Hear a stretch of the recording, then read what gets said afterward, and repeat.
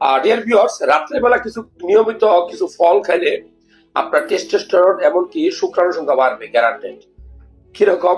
আপনি রাত্রেবেলা একটা ডিম খাইতে পারেন, খাবারের মধ্যে খুব গুরুত্বপূর্ণ। রাত্রেবেলা একটা বা দুটা খেজুর খেতে পারেন, খুবই গুরুত্বপূর্ণ। আয়রন থাকে, জিঙ্ক থাকে, খুব বেশি যেটা থাকে সেটা ক্যালসিয়াম। এরপরে আপনি কাঠবাদাম খেতে পারেন, কিছু সংখ্যক কাঠবাদাম খাবেন, কেননা কাঠবাদাম ভালো কোলেস্টেরল এবং এটা শুক্রাণুর পরিমাণ বাড়ায়, টেস্টোস্টেরন লেভেল বাড়ায়। এরপরে কিছু কিশমিশ খেতে পারেন, খুবই গুরুত্বপূর্ণ। দেশি ফল, যেমন আমার কাছে দুটা ফল আছে এখানে।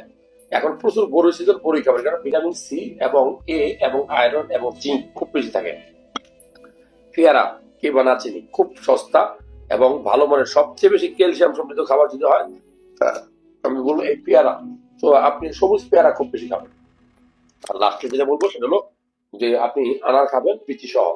এই ধরনের খাবার যদি আপনি নিয়মিত গ্রহণ করেন, আমি বিশ্বাস করি যে আপনার টেস্টোস্টেরন লেভেল বাড়বে, আলটিমেটলি আপনার শুক্রাণুটা বাড়বে। সো এই ধরনের খাবার প্রত্যেকদিন বিকালবেলা বা রাত্রে খাওয়ার চেষ্টা করবেন। ভালো লাগলে এই ভিডিওটা সবাই শেয়ার করবেন। আল্লাহ হাফেজ।